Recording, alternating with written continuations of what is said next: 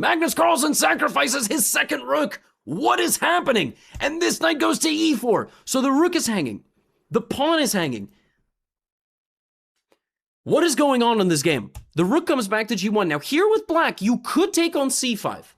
But if you take on c5, white can take on h5. And the thing is, in the long run, two rooks are going to beat two horses. They're just too powerful.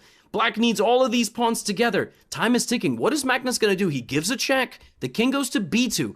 Now he goes to e2 attacking the rook. And rook f1. At this point, you could tell from the body language in the face of Magnus, something has gone wrong. Clearly his idea had been some sort of g3, g2, g1. Like, every square is defended. You've got to... But there's some ideas now. White is very close. Rook h5, rook e5 is there. Rook g8 stopping the pawn. Magnus thinks for 20 seconds and blunders a major advantage because now rook to g8 is there with pressure on the pawn. Maybe his idea was to run out of this pin.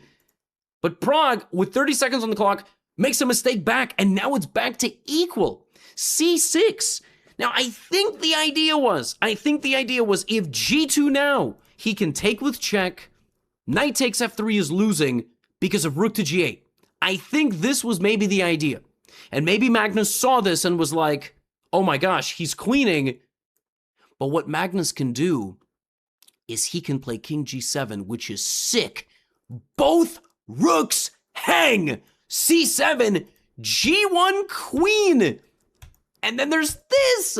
But black goes here and actually survives the game. This is madness. Madness, madness, madness. So Magnus has to push here and come back to g7.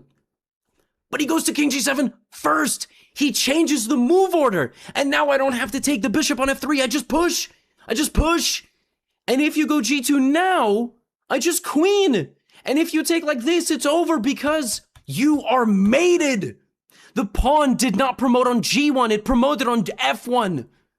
So Magnus here, in the madness of this position, king here, g2, all of this, blunders the entire game away and loses. And Prag gets the resignation.